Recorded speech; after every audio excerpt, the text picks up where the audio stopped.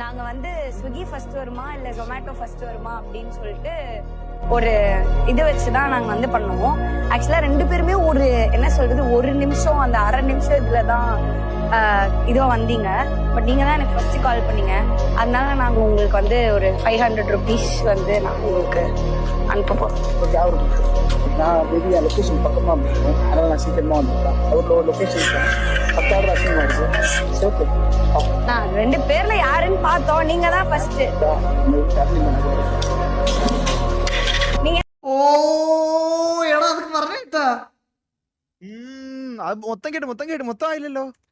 എടാ അവർക്ക് പുള്ളിക്കാരനൊരു ഞാൻ ഒരു ബാച്ചിലർ ആണ്, പുള്ളിക്കാരന് ഫാമിലി ഉണ്ടാവും, പുള്ളിക്ക് കൊടുത്തോളാൻ.